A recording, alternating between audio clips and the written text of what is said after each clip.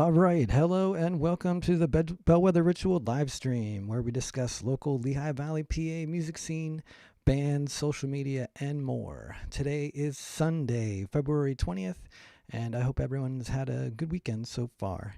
My name is Mike, and I'm the vocalist slash guitarist of the band Bellwether Ritual. And I want to give you a quick rundown of what's going on with us before we get to our guest this week. I want to say thanks to last week's guest, Shane Townsend of Bellwether Ritual, guitarist. It was nice to sit down with him and just we did some online guitar shopping, which was pretty cool. And he ended up buying a Vox AC30 amp. Kind of surprised everyone. We found a good one used for $500, so he snatched that one up, and good for him. Got to keep my eye out and see what else is out there. Let's see. In band news, Bellwether has started recording, and it looks like we're still going to be on track for the beginning of March to release our first single. We're also kind of came out of the blue while practicing, but we have our first cover on our hands, which is not something we were necessarily concentrating on, but just kind of happened, which is cool. It's Weezer, My Name is Jonas, which is kind of exciting because I haven't listened to that song for years, so kind of came out of the blue, pun intended, and then we just kind of went from there. So look for that soon. We're going to start booking shows as well. I think we're on simultaneously streaming right now on YouTube, Facebook, and Twitch. But I'm not quite sure. So if anyone's on any of those various platforms and wants to drop a comment in the chat, I think I have all the chats up and functioning as well, but it'd be great to test. So thank you in advance for that. And as always, you can follow us on Facebook, Instagram, YouTube, and Twitch at Bellwether Ritual. And you can also email us at bellwetherritual@gmail.com. Okay. So this week we're excited to have John Pospisil, singer of the band The Ghost of Kang Walker. They are a vintage rock slash fantasy metal band from Lehigh Valley, Pennsylvania. And I believe they just released 2 songs on various social media platforms such as Spotify and YouTube. And we'll discuss that coming up. I see a chat on YouTube, which is cool. Thank you very much for that. So without further ado, let me pop over here and bring John on to the show. John, how you doing? Thanks for coming and joining me on the show today. Thank you for having me, Mike. I appreciate it. Yeah. So I guess did I get all the, like, your name pronunciation and the band and all that stuff correct? Or close at least? Yes. Yes. And I can't tell you what an honor it is to have someone pronounce my last name correctly. All right. Well, my last name is Matazinski, so I come from I know that pain of no one ever being able to get it right. So I wanted to make sure I took my Yeah, time. right, right. So Yeah. you share those same, I guess, Eastern European Oh yeah. Yeah. uh, Yeah. roots. All right, cool. Yep. I'm a big Well, mishmash. thanks again for having me on the show. I appreciate Yeah. it. No problem. Thanks for taking the time to do this. So why don't you just tell us a little bit about the band and how it got started?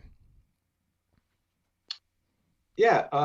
Well, we're a bunch of longtime friends. Me and all the guys in this band have known each other for a long time.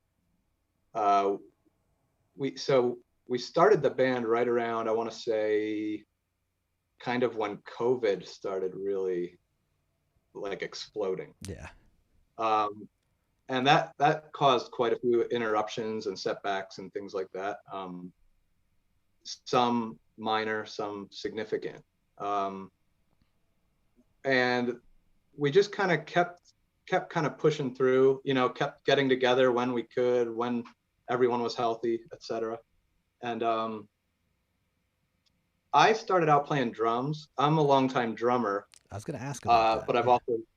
I've also been the front man for a lot of bands. And I started out playing drums just to kind of get back in that groove, and no pun intended. And yeah, you know, like I said, we've known each other for a long time. I go way back with our guitarists, Josh and Jay, and then I go back almost just as far with our bass player, Sean. And we just have a good time playing music together. Um, I wish I had a more complex or exciting story, but really it's just a group of, longtime friends that started getting together That, right as the pandemic broke, which was probably the worst timing we could have had. But, so this is like like plans to like pre-pandemic, or did the pandemic kind of stir everything up? Like you're sitting around for too long and wanting to get out yeah, and do something. yeah, kind of, both. I was doing like acoustic solo stuff, Oh, okay. uh, playing a combination of acoustic guitar and banjo and singing and going out and playing on my own. And I was just starting to get that ball rolling. And, and then COVID-19 exploded. Yeah. And, you know, most musicians can relate. It's music isn't something you can just choose to not do if you're truly, if you're passionate about it and it's something you really love. Uh, you're going to kind of need to fill that void. So yeah, the gigs were out because you know restaurants, bars, clubs, whatever, everything was closed, Yeah. as you know. And then um, Josh and Jay and myself and Sean just started getting together whenever, like I said, whenever everyone was healthy and whenever we could, and just started a clean slate. I want to say that was right around the end of 2019 or the beginning of 2020. Yeah. And yeah, and then we went through 2020 and 2021 just kind of doing our own thing, like just writing new songs and putting stuff together. And then we finally acquired Tony to jump in on drums in, I want to say, the fall of last year in 2021.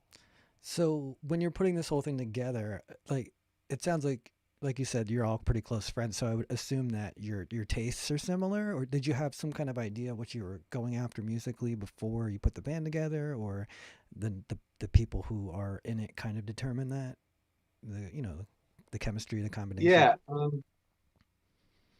Well, like Josh, for instance, Josh, our guitarist and the house that we rehearse at, he has a studio in the basement.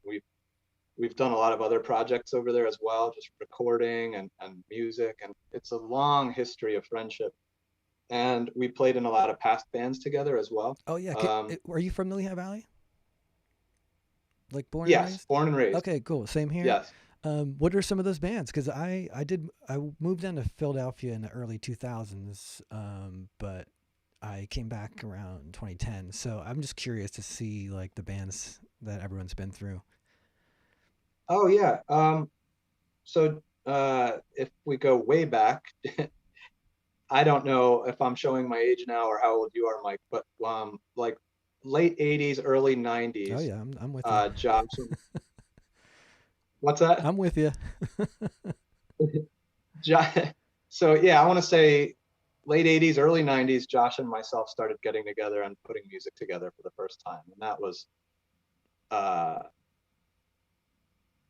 that was just like us, you know, doing our best to make anything that resembled music. And it was pretty dicey at Hmm. first. And then we started a bunch of little bands, a little with friends, and just getting into like hardcore and punk. And um, probably around 91, somewhere around 91, we started a band called Blindside.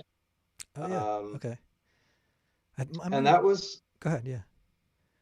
that was like a just straightforward hardcore kind of mosh riffs and fast beats and um, straight edge mantras and lyrics. And uh, we would play at places like Scarlet's Yeah. in That was my Bethlehem. first gig. Yeah. Yeah.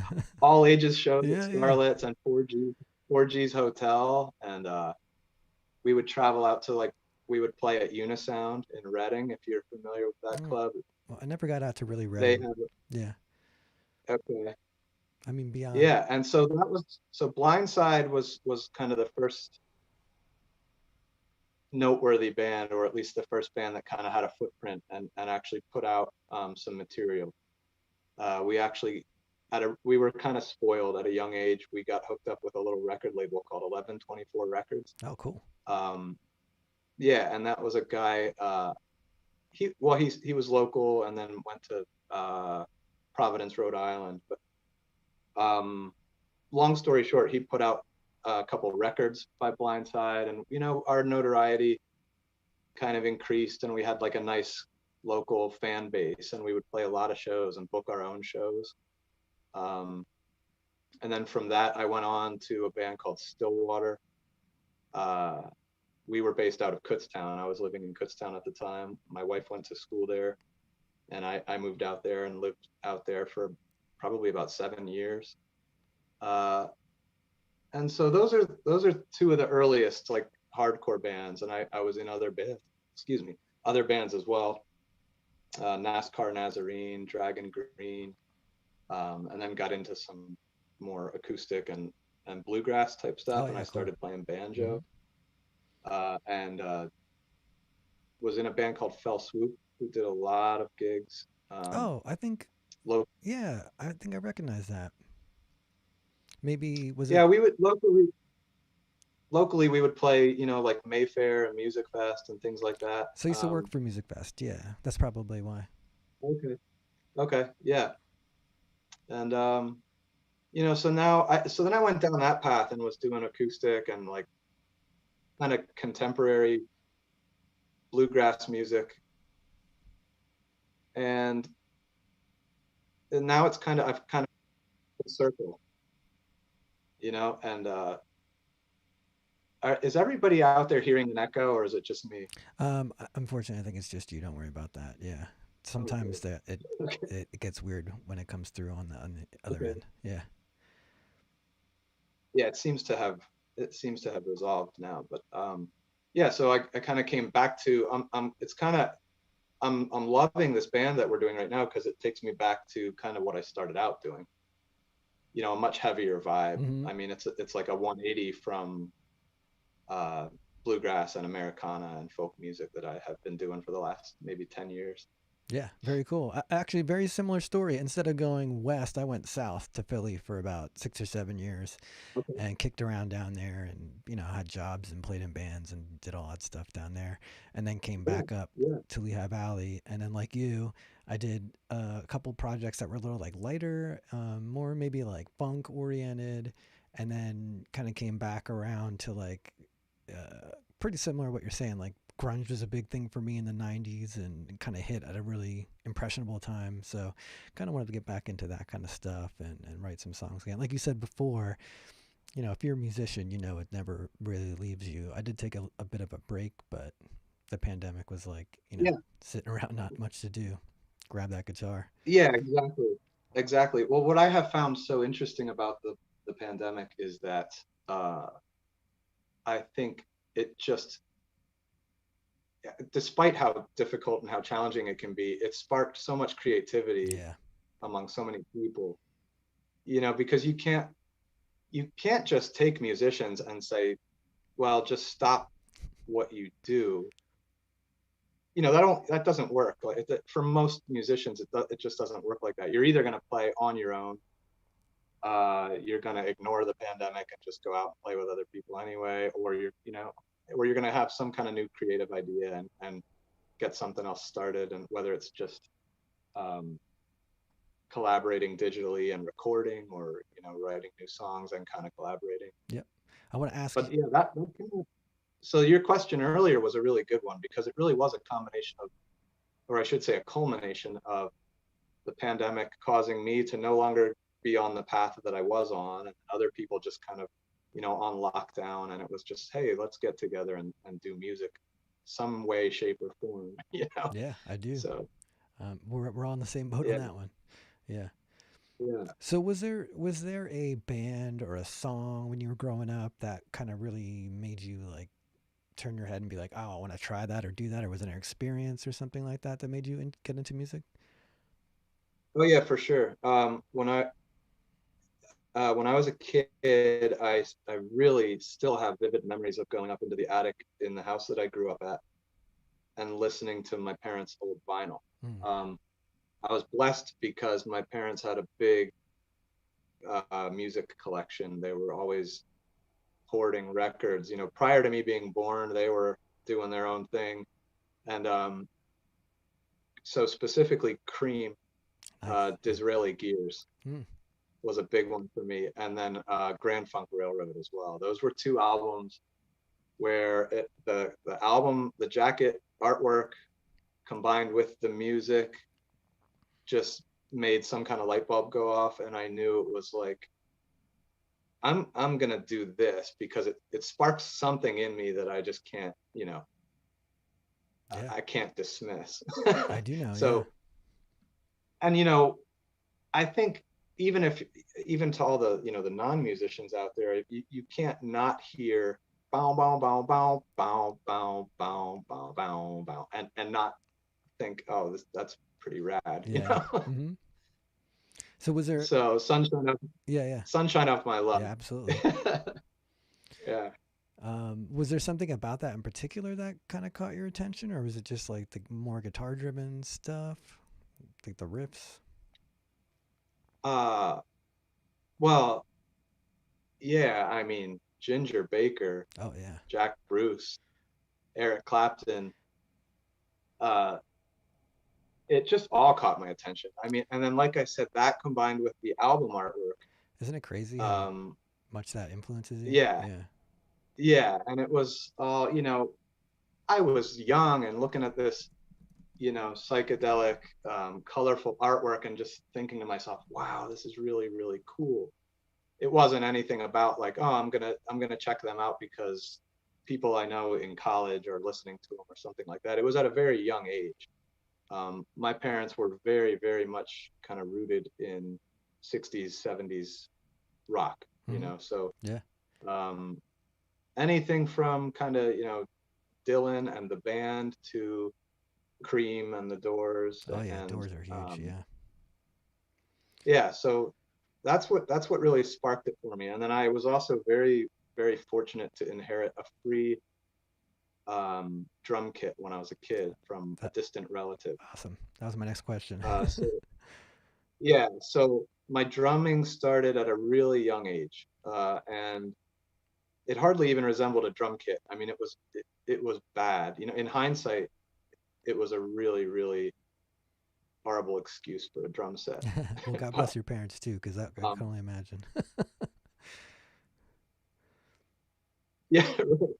So I would just go up in the attic and I would listen to Cream, and then I would shred the drums, Yep. and then maybe move on to Grand Funk or even Janis Joplin, Oh, I love Big her. Brother Yeah. and Holding Company. Yeah. Yeah, all that like classic kind of fringe 60s acid rock stuff. It Yep. was like really big in my parents' record collection. So Yeah. Awesome.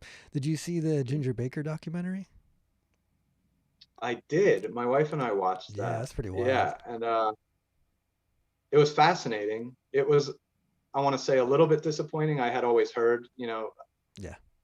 t- uh, rumors, what I thought were rumors about his kind of his reputation Yeah. and So just his general demeanor. yeah, I mean, so I've read a couple books and watched a couple documentaries that have actually kind of, I wouldn't say ruined the bands for me, but definitely made Yeah, me more cautious about like, yeah, I don't know, it's just weird. Like, I don't want to support certain behaviors or any kind of that stuff anymore. Just especially nowadays, it's just crazy what people got away with.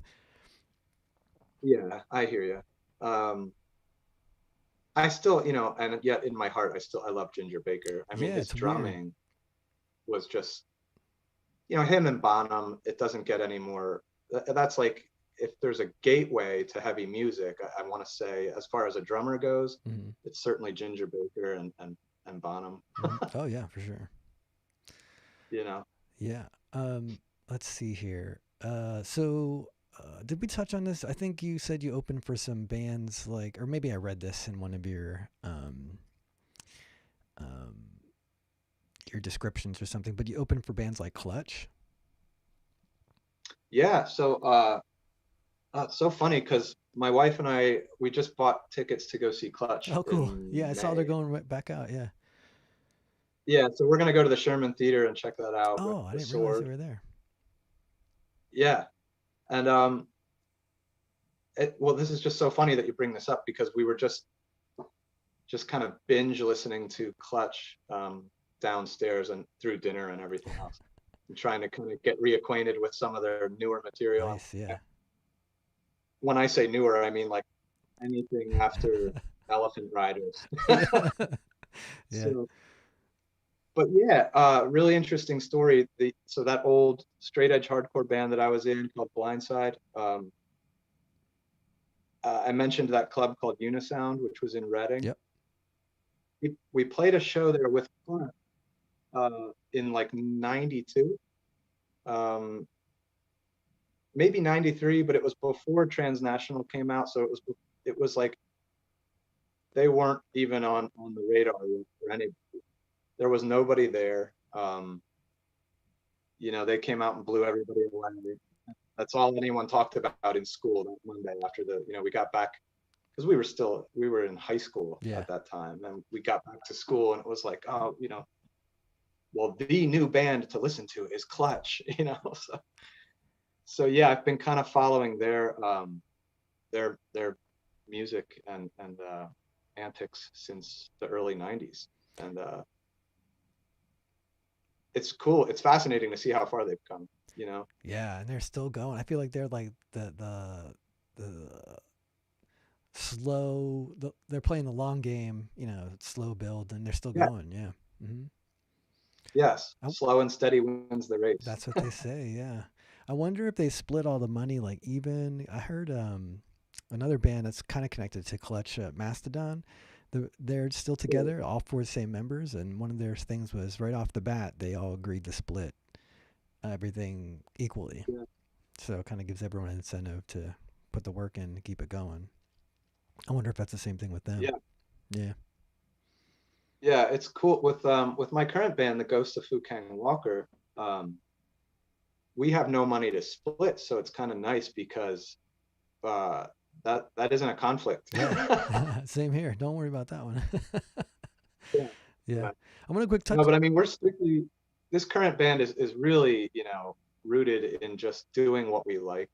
This isn't going to be about like, hey, let's try to play Thursday through Sunday every week at the same, 4 venues, and let's do a residency over here and play for the same 5 people every week, and try to make some extra money. This is really just us being true to ourselves and playing what we like to play. Are you going to be like, have you played any shows yet? We have not. We have not left the studio yet. We haven't either, yeah. We have a potential first gig cool. On the books and it would be a benefit show for the Allentown Skate Park.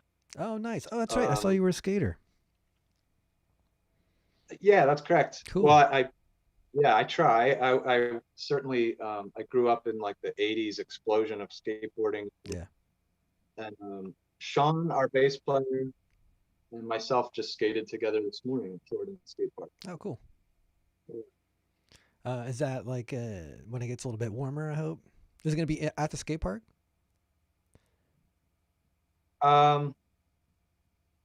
It's not going to be at the skate park. I don't know any details yet. There was talk about Jabberjaw. Oh yeah, cool. Downtown. Mm-hmm. But it's very loose, and I don't want to get into details because I don't think anything is really. Yeah. Yeah. Don't talk about it till it's done, right? Yeah, or else I don't want to make anything. Yeah, I hear you. So. All right. Well, let's talk about your band name a little bit.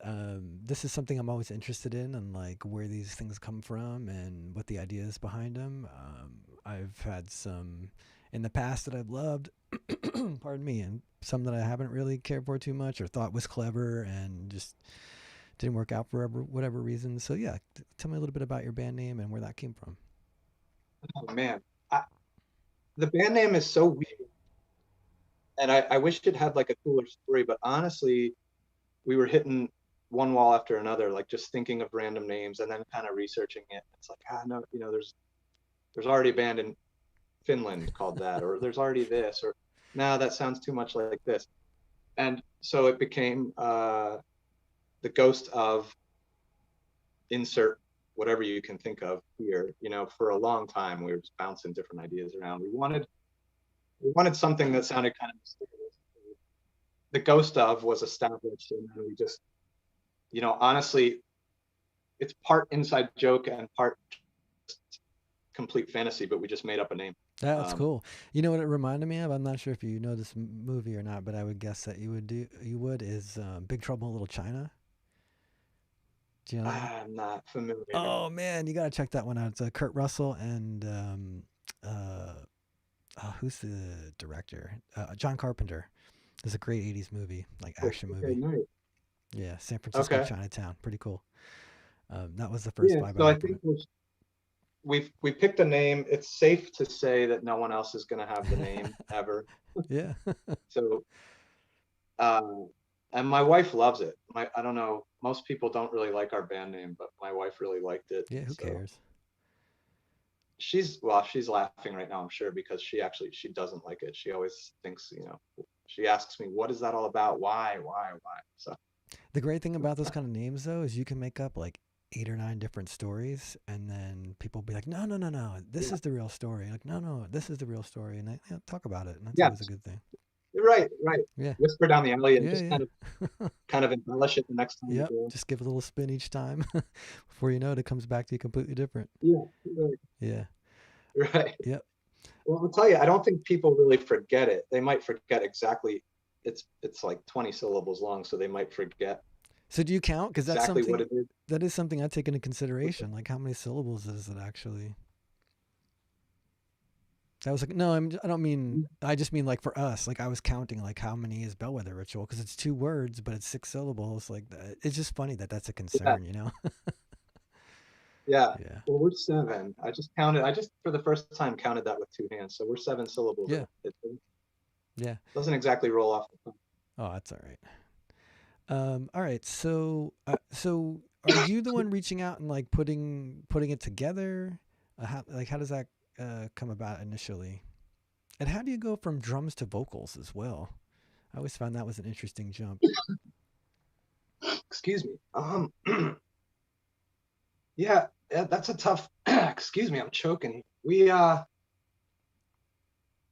We started. So the band. I was in Blindside for a number of years playing drums, and then the next band we started was called Stillwater, and I started out playing drums for that as well. In fact, we even went on a little like a long weekend tour Oh, cool. down to, yeah, I think it was a couple dates in Virginia and maybe one in I don't even remember all the dates, but we had another vocalist back then.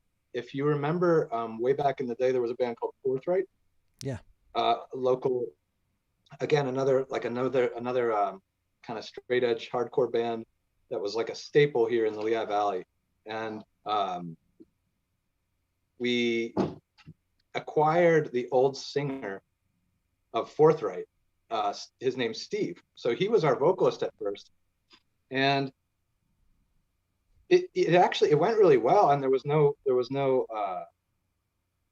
hard feelings when that kind of dissolved and I switched over to vocals. It was just this kind of the direction we wanted to go. I think was it was different than maybe what some of the guys in Stillwater wanted to do, including Steve. And I don't really know it. Well, it just was a hey, I'll try vocals type of thing. I was doing some real minimal backup vocals, if you want to call them that, or background vocals or whatever, from behind the kit. Mm-hmm. And so I had a little bit of singing slash screaming experience, and I eventually just started. I took over as the vocalist for Stillwater. We went through a few drummers, and then ever since then, anything I've been involved with, I was at the very least, I was contributing vocals. So I've been in a lot of bands where maybe I wasn't the lead vocalist, but I was either adding some harmonies or contributing to some songs or something like that. Awesome. Yeah, I always feel like there's been a couple bands where the drummer has been like, "Nah, I'm gonna step up and sing." I just always thought that was an interesting jump.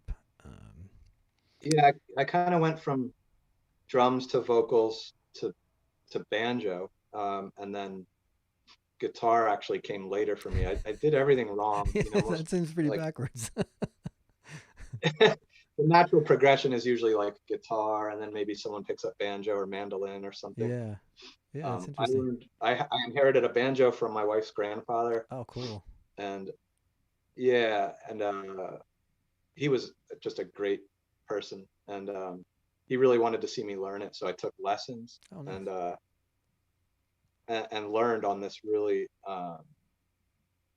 really tough banjo. It was called a long neck banjo. It's like what Peter Seeger used because he had such a low voice. Mm.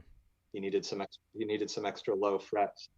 So I learned on this really odd banjo too, and then just even with that, I was doing vocals and banjo and playing like bluegrass stuff, and so yeah, I never once I started singing, I realized I kind of always want to be doing that in some way, shape, or form. Yeah, And uh, for me it was we could never find a singer. So it was like, well, someone's got to do it.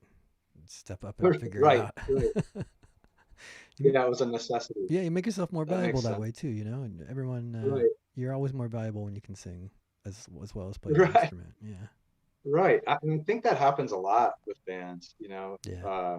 well, there's a void you need to fill, so uh, so and so is going to learn to do it. Yeah. You know. Yeah. All right. Can we quick take a break here and just let everyone know where they can find your. I want to just plug your music and where they can get all that stuff because I think you just did record 2 songs, right? And release them. Yeah. Well, at the end of 2021, um, we released. Well, actually, right on Halloween, we released our first single, which was called "Werewolves and Wiccans Roam." Nice. Yeah. When I first read It's that, like yeah, I thought it was werewolves and Wiccans roam, right, right. and I was It's like, kind oh, of a play on words when yeah, you hear yeah, the lyrics yeah, and you hear the when you hear it, you know, it can go either way. And I like that. Like I'm lyrics are really important to me. I always try to spend a lot of time really telling a story yeah, or really focusing on interesting lyrics. Um, you know, they're not. It's not going to be about I don't heartache or like it. I'm I guess a little bit more concerned with turning people onto something new, yeah, um, storytelling and just lyrics that I like to think are well thought out. A lot of people, I think, whether it's modern country music or like pop rock or and a lot of genres really focus on like baggage, emotional stuff, and this person did this to me, so I'm going to sing about it because here's how I feel. And there's nothing wrong with that. I like to escape that, and write lyrics that are just kind of okay. Well, this is different, or this is unique, or at least that's what I try to do. yeah. I agree. There's like even if it is about like, oh, this person hurt me or whatever, you can at least do it in a way that isn't quite as direct. I know what you mean. Like I love country music that in a way that it is very direct, but that's not necessarily what I want to be singing because it's a very personal thing to sing in front of people, don't you think? It's like and then so sing lyrics you Yes. wrote. It's just an Yeah, odd thing. yeah, it is. I've gotten really accustomed to it, and I actually really enjoy it now. But like, I do remember my earliest days as being just a singer, vocalist, front man, whatever you want to. I remember those days well, and it was really,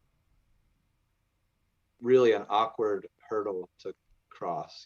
I do. Like It's such a mental game. It's weird.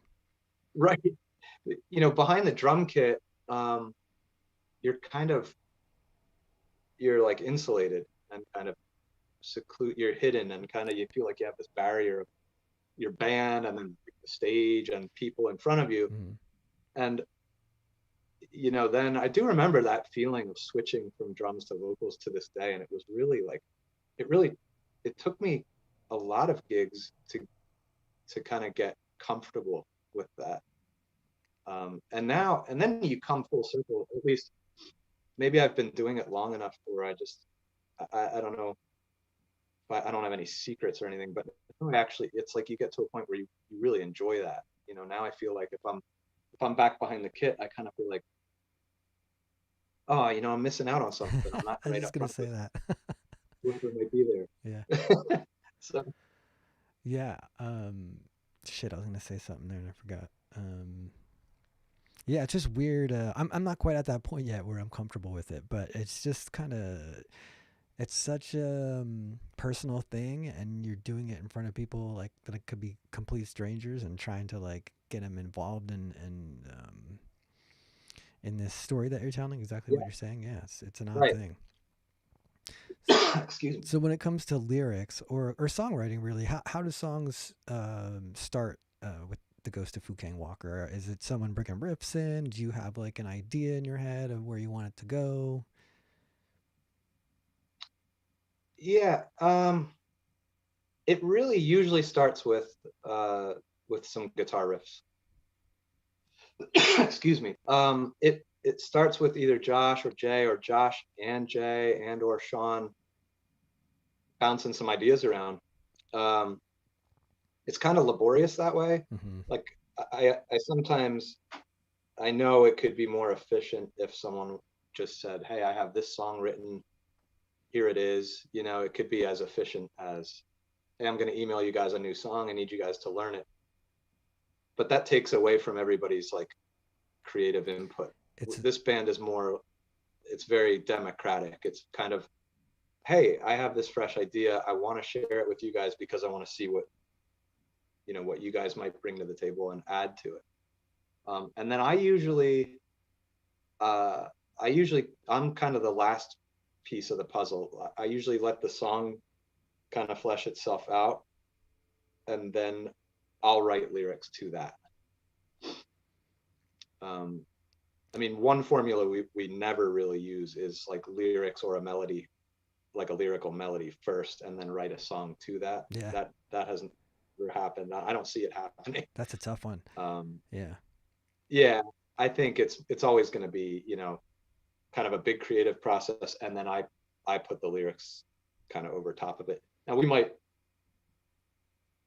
I might have some lyrics that I think need to go a little longer, and I'll say, hey, yeah. instead of 4 bars of this part, we're going to do 6 or something, Mm-hmm. and that happens. But no, otherwise it's really all hands on deck. Everybody's welcome to kind of, everybody's ideas count. So Yeah, it's been interesting with the digital recording too. Like one person can do a lot more. I've actually been encouraging, not just other band members, but like everyone, like come in with as complete of an idea as you can, because I think it really teaches you. What it wasn't until I started songwriting. I started out as a bass player, and it wasn't until I oh, switched. okay. It wasn't until I switched to guitar and really started singing and playing guitar and writing songs that I finally got it when it comes to what it takes to play in a band, and really listening to what everyone else is doing and not just concentrating on Right. your own part. But it's such a simple thing to say out loud, but man, I'm amazed how many musicians have a hard time with that, you know? Yeah, well, that's where so our band, I think, is really fortunate because of 2 things. One, we kind of know each other really well. We go way back as friends, back to like elementary school, Wow, that's cool. most of us. And then our musical, we've kind of had the same musical taste off and on, at least throughout the years. So no one's contributing anything that's like too far out of left field. Yeah. It's, we can always kind of count on each other to contribute tastefully to whatever song is in progress. Um, I have had other bands that I've been a part of where like either I just write the entire song and I'm just relaying that to someone else, or literally sending them the cheat sheets, and saying, hey, learn all these songs and let's go play some gigs. Yeah. And that's all good too, and that works really well within like the acoustic and like kind of folky Americana realm, because a lot of the songs are kind of chord based and somewhat simple. um so other than contributing maybe a creative lead, most of the players just need to know kind of, hey, what key is it in, and where does it switch chords, and that's cool too. But like for the stuff we're doing, um it's really like more of a creative process.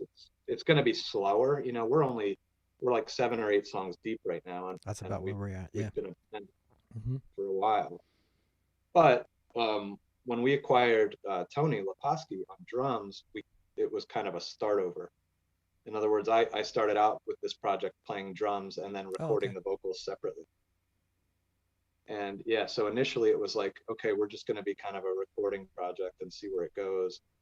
And then I don't think everybody was totally content with that. It was like, okay, let's just finish it off and do it right and get a drummer and I'll just be the vocalist. Yep. And so it was kind of like, you know, that was just last fall. Right after we released the first 2 singles, we got Tony to start playing drums with us, thankfully.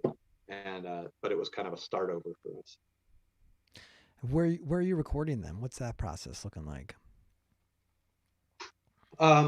We recorded. We're again. I'm very very fortunate because our guitarist Josh lives in Albertus, Mm-hmm. and he has a home with a nice finished basement with a recording studio kind of built in. Nice. So yeah, I actually I don't have too many details yet, but we're just starting to record a new 5 new songs. So we're gonna put out an EP. It looks like we're gonna be doing a split like a vinyl. Yeah, cool. With yeah, so you know, 12-inch with a band called Neighbor Dan. No, I don't know. They're an awesome heavy band from out in Western PA. Okay. And Where can people find them? Just Neighbor Dan online? Neighbor Dan, yeah, if you look them up, the name is deceiving because you know, like ours, it doesn't lend itself to like, oh, it's a you know, full on, you know, doomy sludgy metal type of band, Yep. but they really are. They're awesome. And a dear old friend of mine, Greg, who runs a small DIY indie record label called Chumpire Records, Oh, cool. is looking to help us out with that. Oh, And awesome. yeah, it's going to be kind of slow going. I mean, we're just starting to record tomorrow night. We're going to start the recording of the 5 new songs. I think we're going to try to be perfection. Good luck. And we're going to take our time with it. You know, so it's Yeah. going to be a while, and then the mixing and everything Yeah. else, and then by the time the record actually comes out, it'll be quite some time. So you're doing live I think drums, like in a drum room, all that good stuff? not really. We're doing everything's mic'd, and we're doing like what we call scratch tracks or throwaway Yep. tracks tomorrow night. Yep. Where we, you know, if there's anything we can keep from it, great. But really, we're just hoping to get really solid tracks recorded that we can then go back to and isolate everybody and re-record Yeah. over that. Yeah. Cool. So we've been practicing. This was another learning experience for this band and something I never really did before, but we've been playing to a click track every week. Oh, yeah. This is a constant source of debate for me. Yeah. Yeah. As it is for a lot of bands, I'm sure. And I was so happy to say that it went really smooth. Like we were, I can't speak for all the guys in my band, but I was kind of thinking, oh man, it's gonna throw everybody off. You know, it's gonna be really awkward. And I'm personally not very comfortable with a click track. But you know, we want to get this next recording really tight and just have it be really as properly recorded as we can. Mm-hmm. That's for lack of technical terminology. Yeah, I hear that for sure. What's been crazy, our drummer grew up on Rock Band. I'm waiting for like these next crop of kids to come up and be like, oh yeah, I started playing on Rock Band or whatever. And apparently our drummer is one of them, and it does pay off, because usually I find like click track stuff necessary evil, right? I just got used to it because I record by myself a lot. But what was great to see was usually the drummer's like, nah, I don't want to do that, which I totally understand. Right.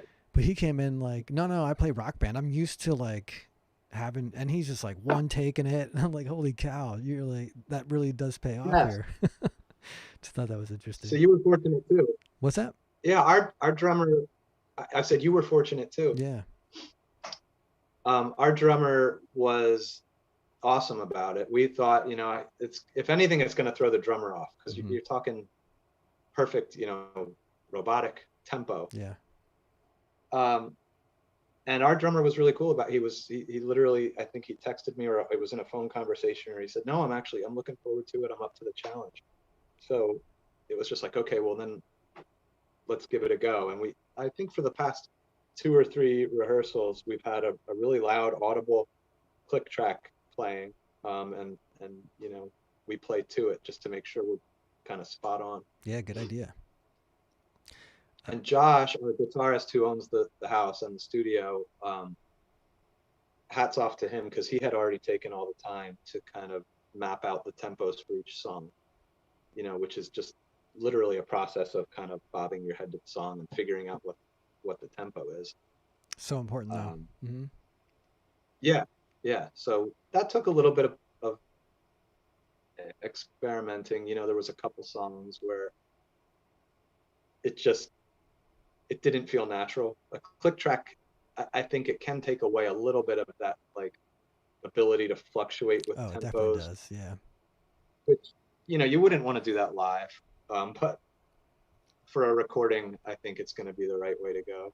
It But does we shall make see. arranging a lot easier. I like to do it like writing, just songwriting, because you can just swap these parts in and out as you need it because they're all gridded out, that sort of thing.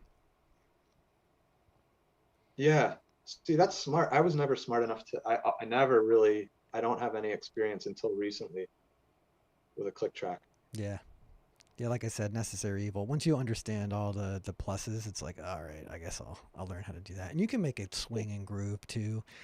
It just takes some time. But you're right. I think it does take a little something out of it because it's just so perfect. It's just there's no waver to it. Right. Yeah, Right. yeah. Speaking of technology too, I'm jealous because I've been wanting to put out a 360 practice video forever, but I can't get my camera working properly. So I saw you put that out. Yeah, can you talk a little bit about Yeah, that? that was another experiment and a learning experience because we just, again, we're doing everything completely just kind of DIY. So there were some tricks, we had to learn along the way to kind of sync up the video to the audio, and because we mic'd everything and we kept the audio from that live session and ran it through, did a little bit of mixing and everything to kind of take out background noise and stuff like that. Hmm. Um, but then once you do that, you realize, okay, well now we're taking the video that we created and we have to remove the audio from the video because obviously, a video camera audio isn't the audio is only going to sound as good as that camera Yep. will allow. So yeah, that was kind of tedious, but I think the end result was kind of cool. Yeah, it was awesome. Um, I was you like, know, damn, they beat me to it. certain I appreciate that. And if anybody out there is wanting to check it out, it's on, you can find it on YouTube or on our Facebook page. Yeah, we kind of skipped over that a little bit before. Can you just and we'll hit that up. We got about 10 minutes left. We'll hit that up at the end too. But Okay. just plug where Cool. everyone can find your music right now, and then yeah. Yeah.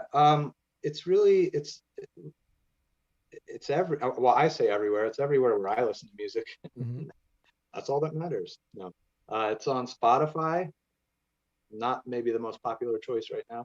It's on Bandcamp, We talked about that last week. SoundCloud, um, YouTube. I took the audio from our first 2 singles and created some like simple lyric videos. Yeah, Those can be cool. found on YouTube as Yeah, I well. saw this. Cool. Yeah. So you're in marketing So yeah, then? Yeah, go ahead. I am. Yeah. I've kind of split my time between, graphic design All slash right, marketing and music. that's what I am as well. Uh, You can oh, you nice. can Yeah. So tell. for as long as I could, I've always been entrenched in both. Yeah, I And could I tell. think they kind of go hand in hand, or they benefit each I other, agree. Yep. So Yeah, once I saw like your yeah. artwork and stuff and the lyric videos, I was like, all right, you're definitely some kind of marketing or graphic arts, and I think I saw maybe somewhere that you were in marketing. So yeah, that made a lot of I sense. appreciate that. Yeah, man. Let's see, what else do I got for you here? How about we just take 5 minutes and go through some news up here? Um, Good I news. don't know. We'll see. This is just music news that I kind of grab and go with for the week. So, did you listen to Ghost at all? I don't have much experience. I'm not real familiar with them, but the guys in my band, I hear them being talked about, Me and too. every once in a while, someone will pull up a video. So I tried to give him a chance a couple times. I just don't get it. I don't understand. It's just not my thing. Yeah, I like the look of I it. wish we had maybe we could do this again sometime with more of the guys. I know you just Oh kind of yeah, keep it to definitely. like one-on-one right Yeah. For now, now. this is Our complicated. guitarist Josh was here. I know he'd have a lot to say Yeah. about Ghost. Yeah. Cool. Is Josh? I saw one of your members who used to be in Blackout Driver. Is Yes, that yeah, Josh? that's Josh. Yeah. Okay. Is he What also? and Jay Is and he? Jay, man, I even get confused. I'll be totally honest with you. If you take every guy that's in our band and try to map out and list every band we've all been in, like cumulatively, it's actually it's I don't know if it's cool or if it's embarrassing or what, but it's a lot of bands. No, it's good. That's a good thing. Yeah. Yeah. I feel like we might have played. Is he the beer brewer too? Or am I thinking of someone else? Oh no, I think their vocalist Josh, he was also named Josh. Oh, okay. That's where I'm getting mixed up. Okay. Yeah, yeah. Well, that's what I mean. So even I get mixed up. That's pretty bad. But yeah, their vocalist was also Josh, and uh, I don't want to speak for anybody, but I know he's affiliated in some way, shape, or form with Weyerbacher in Yes. Easton. Yes. We played a couple shows with him in my previous band, in a band after after Blackout Driver was done, out in Okay. kind of out by Albertus, I think anyway. Long Swamp Tavern it used to be called. I don't know if you know. Yeah, Yeah, yeah, yeah, for sure. yeah. Blackout Driver played there quite a bit, Okay, from what cool. I remember. Yeah, yeah. I guess it's not open Yeah. anymore. But yeah, that was a cool little spot. Yeah, so it's interesting you brought them up because a lot of our, well, I don't want to say a lot of our riffs, but you were talking about the songwriting process, Hmm. and Josh and Jay kind of had this like archive of stuff, some of which was like leftover or never quite Yeah, stuff that never quite surfaced with Blackout Driver. So we inherited some of that, some of those riffs. Some of that we took some of the scraps from Blackout Driver. yeah. I still do that. I just keep a ongoing list, and I don't have a problem like if I like a riff or a song, like take the pieces out of it, make something new out of it. I don't know. I just don't get Right. um, attached band wise like that to songs or whatever. If it's a good song, then keep playing it. Yeah, exactly. In fact, that first single that we released on Halloween of 2021, where wolves and Wiccans roam. Hmm. Some of the opening lyrics, "She emerges from the darkness alone," was was from a really old. I was very briefly in a band called Dragon Green, and that was lyrics from one of those songs that I was in that band. And it just, for whatever reason, I knew in the back of my head as soon as I started hearing the song that Josh and Jay were kind of bringing to the table, I knew like, oh, I have the right lyrics for that, Hmm. you know. So yeah, I don't marry any specific lyrics to a certain band. I'll reuse them sometimes, or like even just a theme or a certain verse or something if I know it's going to work really well to a different song. That's mine. Yeah, I agree.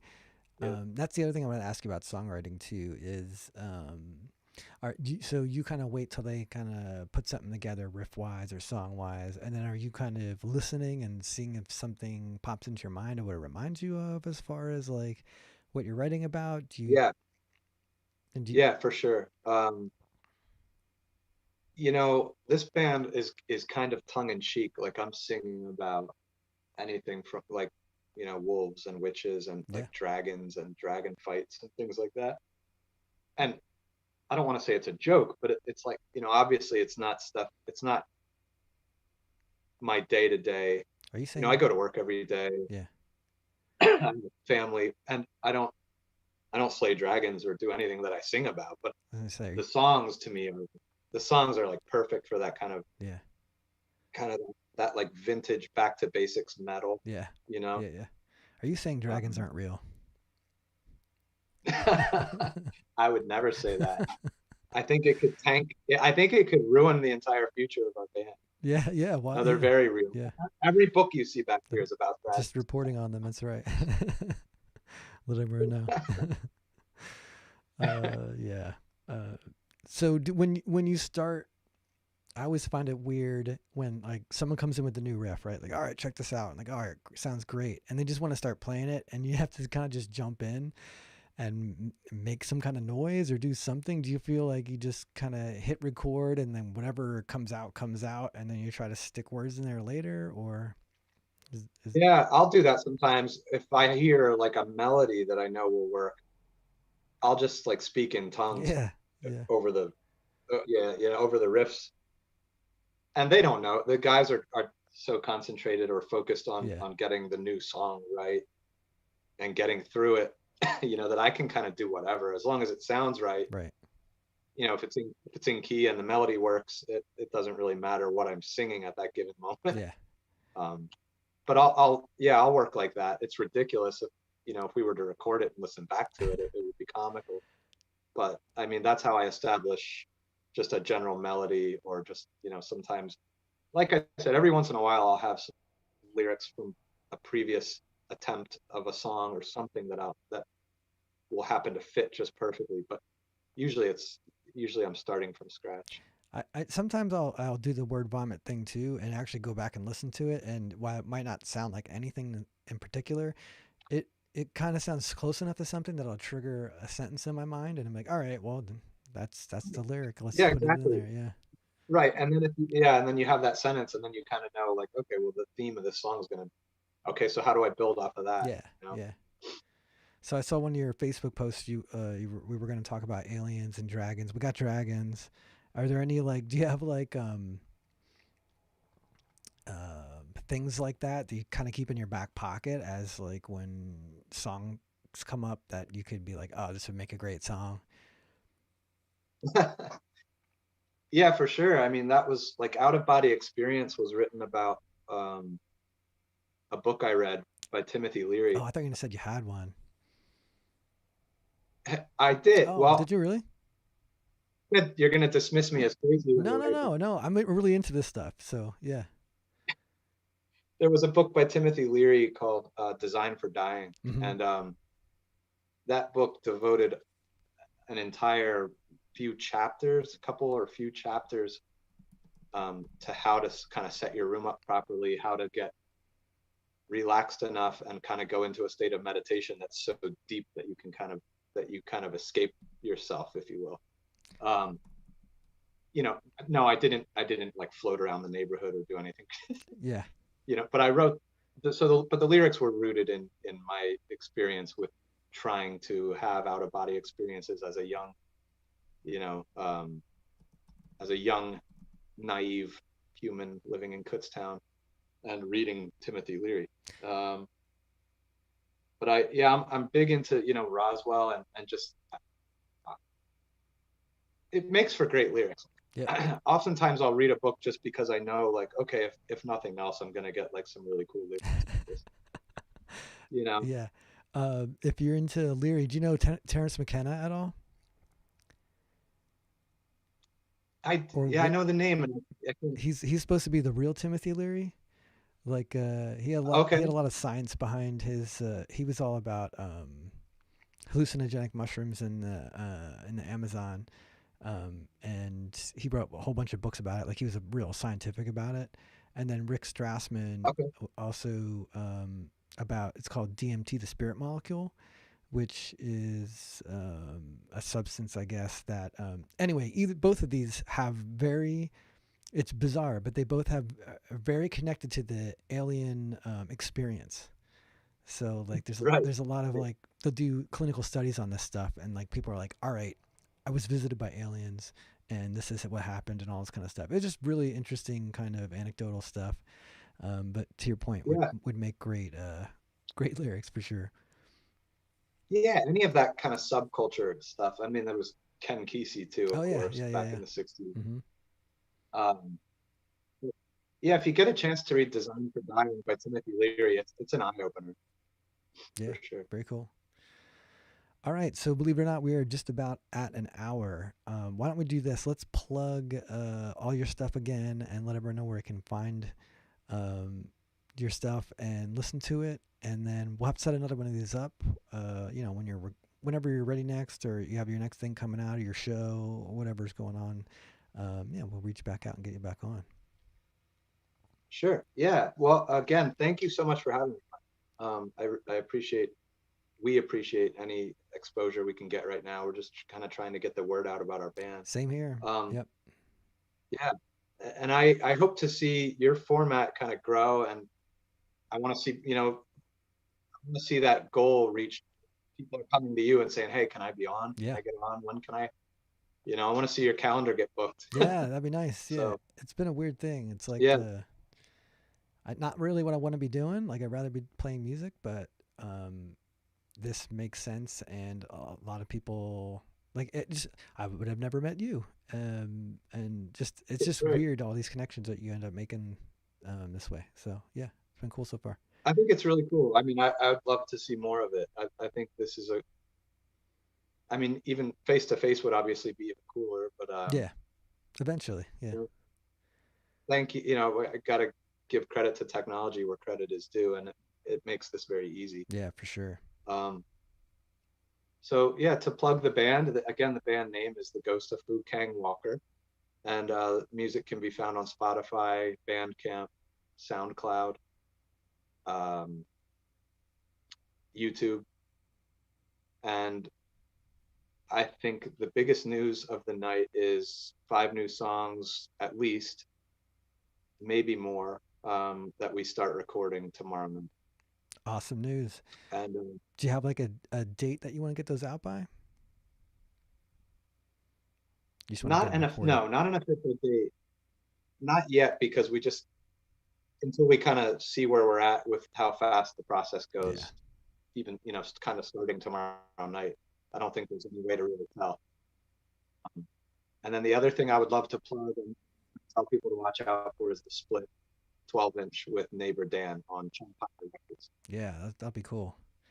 Yeah, Yeah, let me know when that comes back out. We'll get you back on and yeah, figure all I this would stuff love out. that. Yeah. Or just when you're bored and want to jump on here and talk music and all that good stuff. Because we didn't even scratch the surface yet. And that's just what I'm saying. We can just keep going easy. But I feel like it would. Oh, I know. I think it was a good interview because it went really fast. That must mean Yeah, something, it's a good sign, right? right? I mean, And if it doesn't, we can always say like, oh well, that's we've done enough. We'll come back for more later. yeah. If we do another one, we could spend maybe the full hour just going through every band that every guy in this band has I think played that's a in the great, yeah, past. that'd be a great episode. So yeah, hit me up when you have ideas like that, and we'll get you back on and into the schedule. And yeah, Okay. so John, thank you so much. That this has been Mike for Thank you. Bellwether Ritual weekly live stream with John Pospisil. I said that right again, right? You All did. right. It's amazing. Of the Ghost of Fu Kang Walker. So definitely go check those guys out. We follow them on everything I can think of, and you should too. So give them a listen, and yeah, we're a little early this week, so next week's live stream will probably be Monday, and we'll figure out who that is and post it up. So once again, John, thank you so much for joining me, and we will see everyone next week. Thanks a lot, All Mike. right. Take care, man. Yeah, have a good night.